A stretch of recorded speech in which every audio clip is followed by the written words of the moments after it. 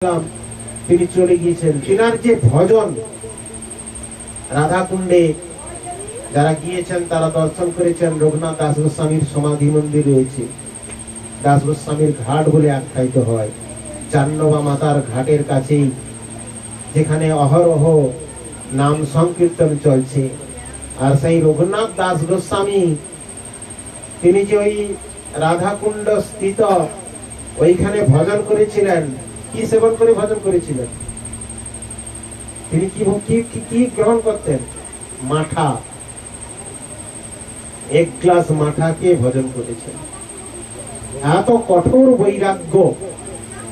এইভাবে রঘুনাথ দাস গোস্বামী আমরা কিঞ্চিত শ্রবণ করলাম। তার মহিমা, তিনাদের মহিমা তো অনন্ত অপার। তো আমরা নিত্যদিন যেমন চৈতন্য ভাগবত থেকে শ্রবণ করি, চৈতন্য ভাগবতে চলে যাব। নিতাই গৌর প্রেমানন্দে। জয় শ্রী রঘুনাথ দাস গোস্বামী কি জয়, জয় শ্রী নিত্যানন্দ প্রভু কি জয়, জয় পানিহাটি কি জয়, পানিহাটি রাধা সে চিরাদী মহোৎসব কি জয়, রঘুনাথ দাস গোস্বামী দণ্ড মহোৎসব কি জয়। নিতাই গৌর প্রেমানন্দে।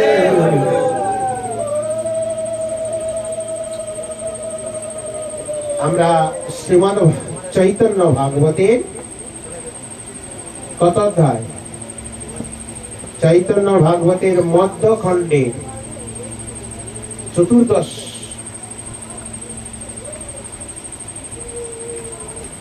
কৃষ্ণ লীলা ভাগবতে কহে বেদব্যাস, চৈতন্য লীলার ব্যাস বৃন্দাবন দাস। বৃন্দাবন দাস কইল চৈতন্য মঙ্গল। ষষ্ঠ অধ্যায় ৮০। ষষ্ঠ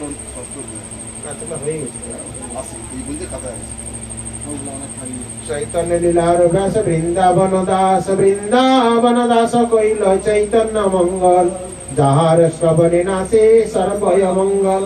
চৈতন্য নিতাইয়ের যাতে জানিয়া মহিমা, যাতে আছে কৃষ্ণ ভক্তি সিদ্ধান্তের সীমা। মনুষ্য রচিতে নারী হইছে গ্রন্থ ধন্য, বৃন্দাবন দাস মুখে ভক্তা শ্রী চৈতন্য।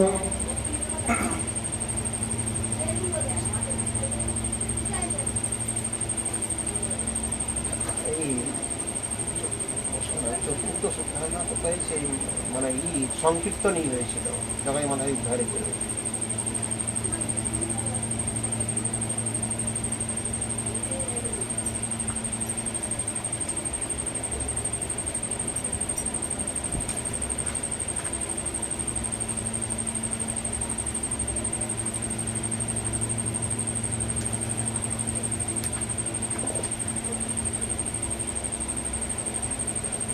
শ্রীমদ চৈতন্য ভাগবত মধ্যখণ্ডে চতুর্দশ অধ্যায়।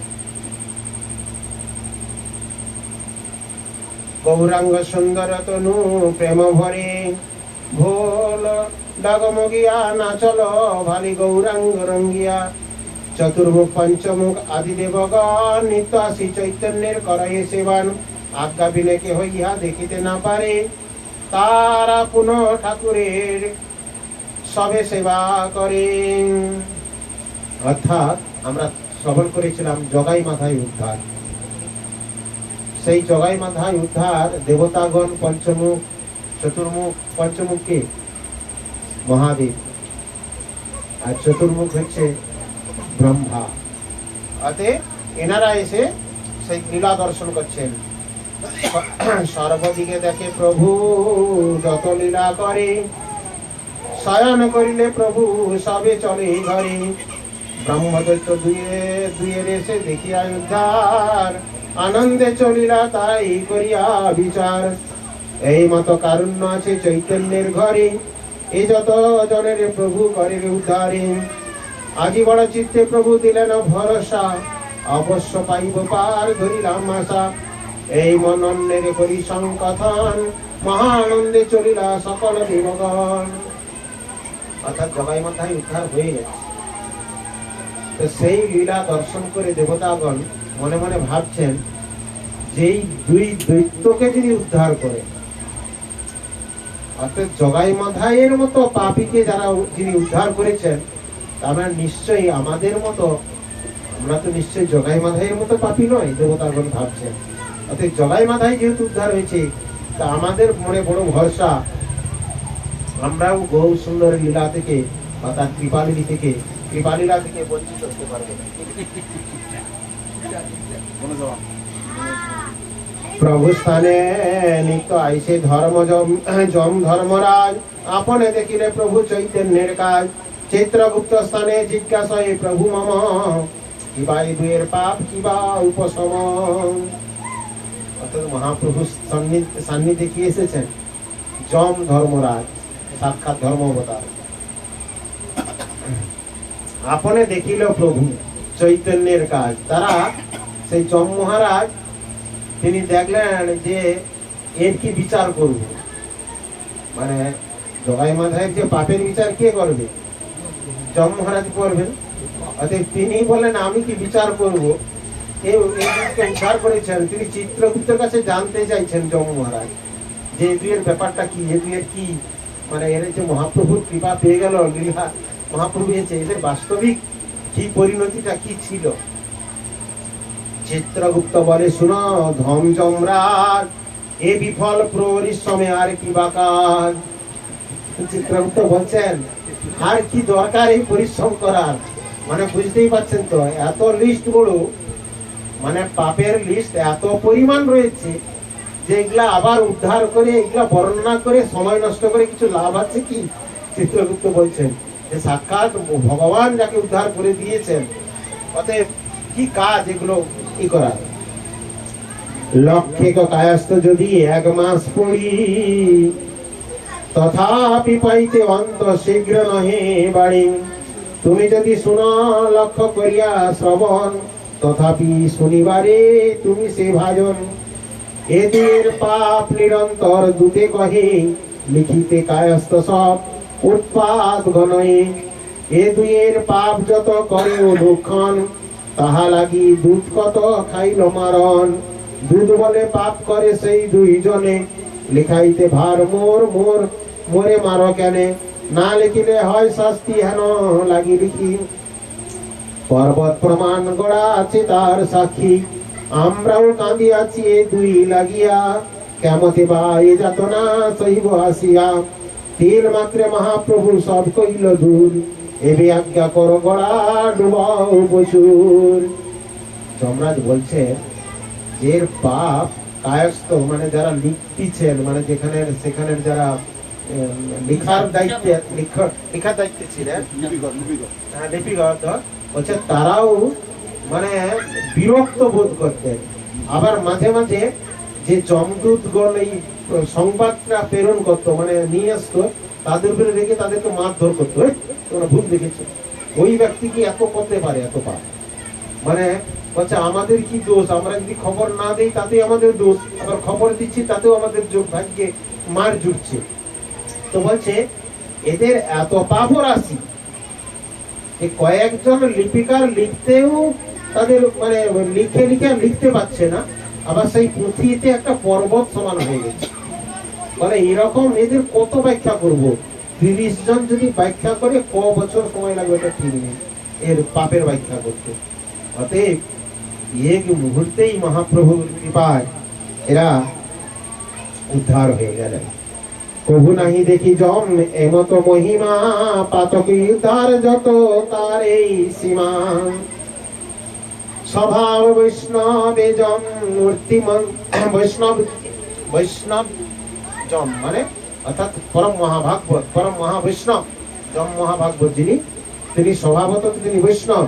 অতএব মহাপ্রভুর এই লীলা শ্রবণ করে মানে যমদূত যখন বলছেন যে এত পাপ রাশি হয়েও মানে পাতকী উদ্ধারের একটা চূড়ান্ত পর্যায়ে এই মহাপ্রভুর লীলা, কারণ এরূপ পাতকী উদ্ধার ইতিপূর্বে কখনো হয়নি।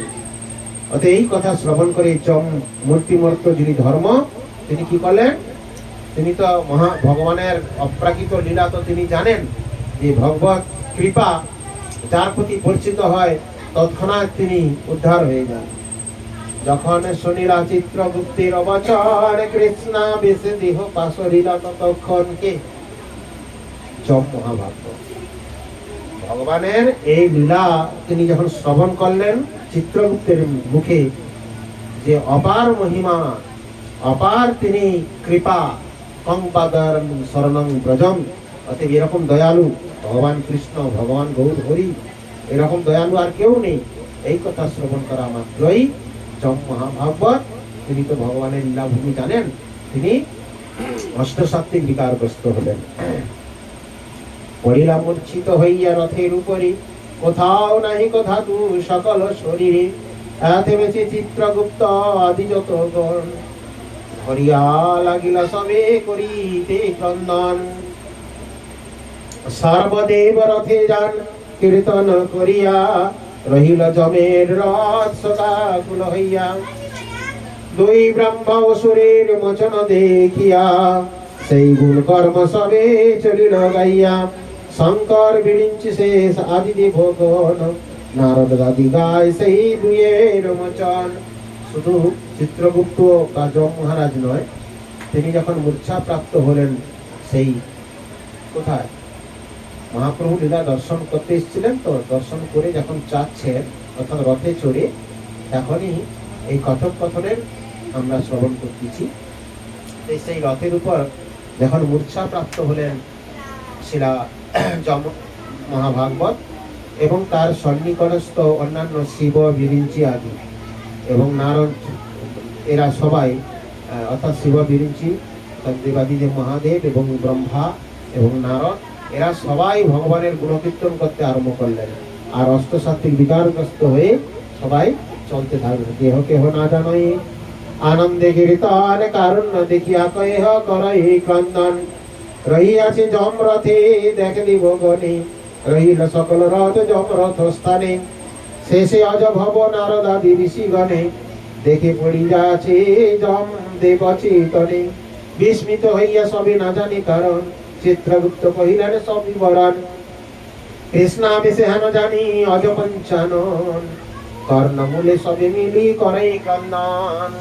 অর্থাৎ ভাবগ্রস্ত বিকারগ্রস্ত হয়ে যম মহাভাগবত রথে পড়ে আছেন, আর অন্যান্য দেবগণ শিব, বিরিঞ্চি আদি তারা যাচ্ছিলেন। তারা যখন দেখলেন যম মহাভাগবত তিনি রথে মূর্ছাপ্রাপ্ত হয়েছেন, তখন তার কারণ জিজ্ঞাসা করলেন চিত্রগুপ্তের কাছে। চিত্রগুপ্ত সমস্ত বিবরণ বললেন যে ভগবানের শ্রী গৌর হরির এই অপ্রাকৃত জগাই মাতায় উদ্ধার এই লীলা শ্রবণ করা মাত্রই যম মহাভাগবত এরকম বিকারগ্রস্ত হয়েছে।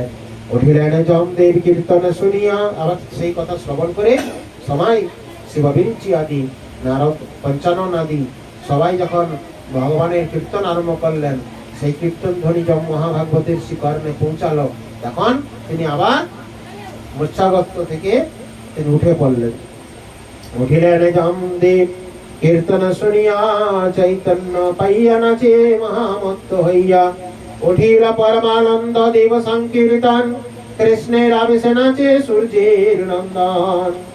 সূর্যের নন্দন মানে যম মহাভাগবত, সূর্যের পুত্র।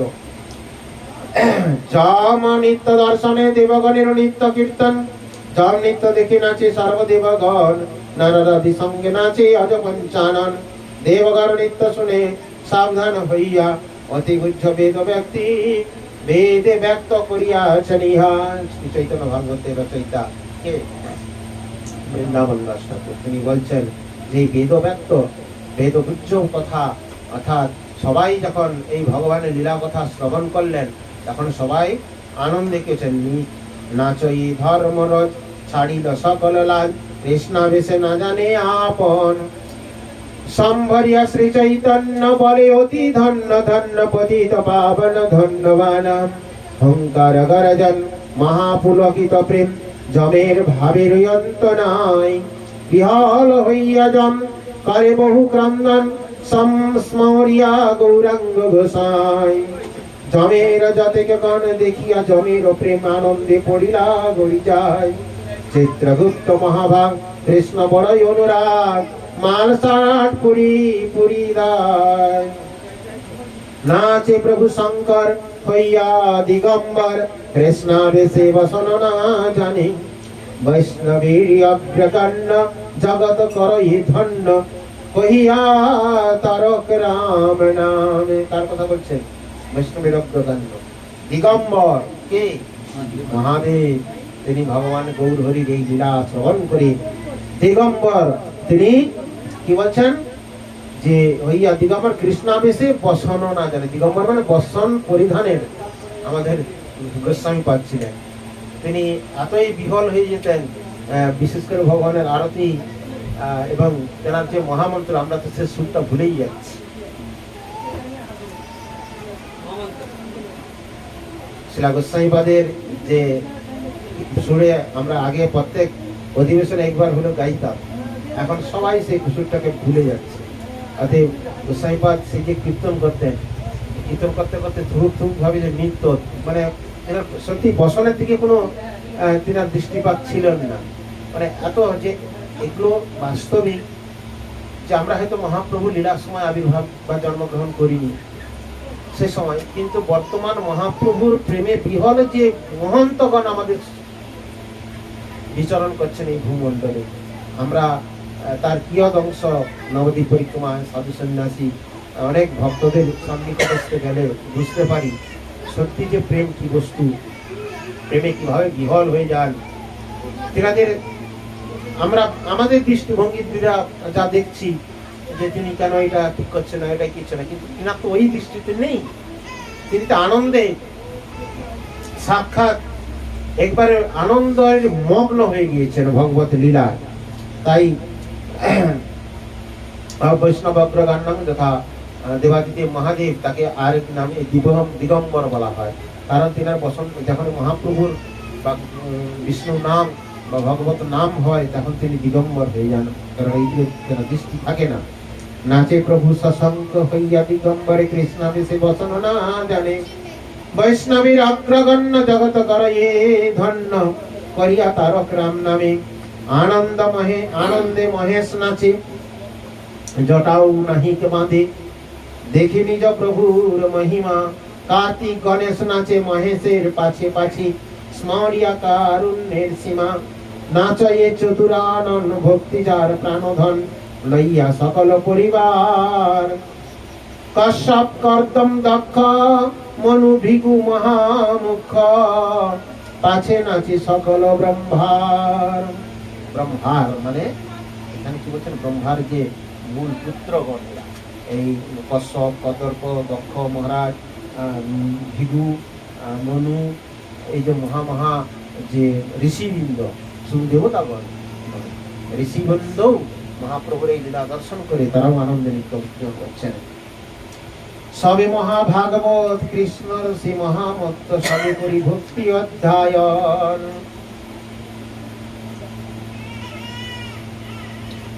বেরিয়া ব্রহ্মার পাশে, কাঁধে ছাড়ি দীর্ঘ শ্বাসে, স্মরিয়া প্রভুর করুণা। দেবর্ষি নারদ নাচে রইয়া ব্রহ্মার পাছে, নয়নে বহে প্রেম জল। পাইয়া যশের সীমা, কোথাও বা রহিল বিনা, না জানায় আনন্দে বিহর। চৈতন্যের প্রিয় ভিত্ত, সুখদেব করে নিত্য, ভক্তির মহিমা সুখ জানে। লোটাইয়া পড়ে ধুলি, জগাই মাথায় মুলি, করে বহুদণ্ড পর নামে। কে নেই? পূজ্যপাদ সুখদেব গোস্বামী পাদ আবির্ভাব করেছে। মানে মহাপ্রভুর এই লীলা, এই যে চৈতন্য ভাগবতে বর্ণিত আছে না, এক গঙ্গা ঘাটে লক্ষ অর্বুদ লোক স্নান করে।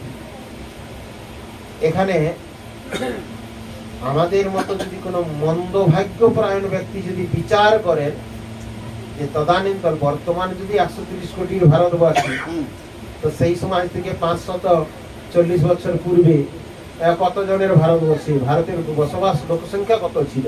তাহলে এক গঙ্গার ঘাটে লক্ষ অর্বুদ লোক স্নান করে কি করে? এটা কি করে সম্ভব? সম্ভবটা এই কারণে, কারণ ঋষি মুনি, সমস্ত দেবগণ, এরা সবাই এই মহাপ্রভুর অপ্রাকৃত লীলা দর্শন করার জন্য এসেছেন। তাই বলছেন লক্ষ অর্বুদ লোক স্নান করে। এই জিনিসগুলো যদি আমরা না উপলব্ধি করতে পারি, কারণ বলছেন সিদ্ধান্ত শুধু সিদ্ধান্তের পিছনে পড়লে হবে না, সেটাকে অনুভূতি করতে হবে, জানতে হবে, বুঝতে হবে।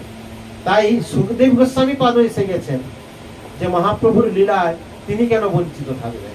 অতএব কে নেই, শুধু এই ব্রহ্মাণ্ড নয়, আমাদের 50,000 কোটি যোজন বিস্তীর্ণ এই যে ভূমণ্ডল, মানে এই ধরিত্রী সহ এই যে আমার এই ব্রহ্মাণ্ড, এরকম অনন্ত কোটি ব্রহ্মাণ্ড রয়েছে। অনন্ত কোটি ব্রহ্মাণ্ডের মধ্যে অনন্ত দেবগণ বিচরণ করছে।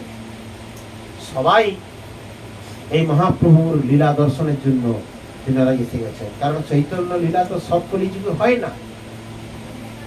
তারপরে শেষে অষ্টাবিংশ চতুর্যুগে, তারপরে শেষে ব্রজের সহ হয় কৃষ্ণের প্রকাশ। অর্থাৎ এক দিব্য যুগে একবার সাক্ষাৎ ভগবান কৃষ্ণের আবির্ভাব হয়। সব দাপর যুগে ভগবান শ্রীকৃষ্ণ স্বয়ং আবির্ভূত হন না। তাই ভাগবত চাংস কলাপুংস কৃষ্ণেস্তু ভগবান স্বয়ং, এই কথাটা বলছেন, কৃষ্ণেস্তু ভগবান স্বয়ং, স্বয়ং আবির্ভূত হয়েছেন এই দিব্য যুগ। মানে এই যে বৈবস্বত মনন্তরের অষ্টবিংশত 14টা মনন্তর রয়েছে, অতএব সব মনন্তরের সমস্ত অষ্টবিংশ মানে 28 নম্বর দিব্য যুগে আসে না, কেবলমাত্র এই বৈবস্বত মনন্তরের এই অষ্টাদশ দিব্য যুগে ভগবান শ্রীকৃষ্ণ সাক্ষাৎ আবির্ভূত হয়েছেন। আর যেই দাপর যুগে ভগবান শ্রীকৃষ্ণ সাক্ষাৎ আবির্ভূত হলেন, আর সেই কৃষ্ণলীলা সম্পূর্ণ তা প্রাপ্ত হবে, তার পরবর্তীতে গৌর সুন্দর রূপে আবির্ভূত হয়ে গৌর লীলা বর্ণিত হবে বা গৌর লীলা হবে। অতএব আমরা বড় সৌভাগ্যবান, এই কলিযুগে আমাদের জন্ম হয়েছে, এই গৌর ধামে জন্ম হয়েছে। গৌর নিত্যানন্দের অপ্রাকৃত লীলাবলী শ্রবণ করার আমরা সৌভাগ্য লাভ করেছি। তাই সেখানে কি না, সুখদেব গোস্বামী পাদ তিনিও এসেছেন।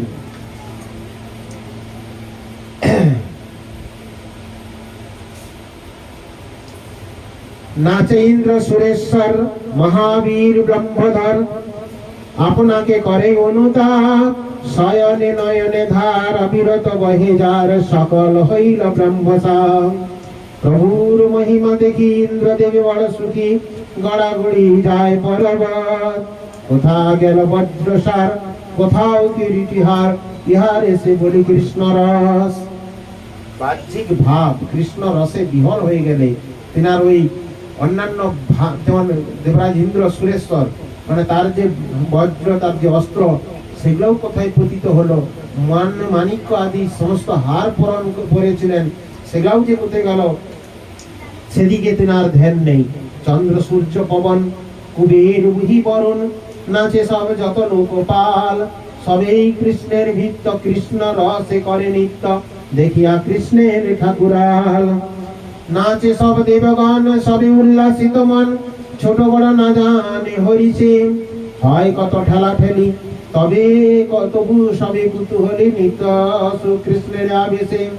নাচে প্রভু ভগবান অনন্ত যাহার নাম, বিনতা নন্দন করি সঙ্গে, সকল বৈষ্ণবরাজ পালন যাহার কাজ, আদিদেব সেই নাচে রঙ্গে। অজ ভবনারদ সুগাদি যত দেব, অনন্ত বেড়িয়া সবে নাচি, গৌরচন্দ্র অবতার ব্রহ্মদৈত্য উদ্ধার, সহস্র বদনে গায়ে মাঝে। কেহ কাঁদে কেহ হাসে, দেখি মোহ পরাকাশে, কেহ মূর্ছা পায় সেই ঠাঁই, কেহ বলে ভালো ভালো গৌরচন্দ্র ঠাকুরাল, ধন্য ধন্য যোগায় মাধাই। নিত্য গীত কোলাহলে কৃষ্ণ যশ সুমঙ্গলে, পূর্ণ হইল সকল আকাশ, মহাজয় জয় ধ্বনি অনন্ত ব্রহ্মাণ্ডে শুনি, অমঙ্গল সব গেল না সে, তাই গৌর প্রেমানন্দে।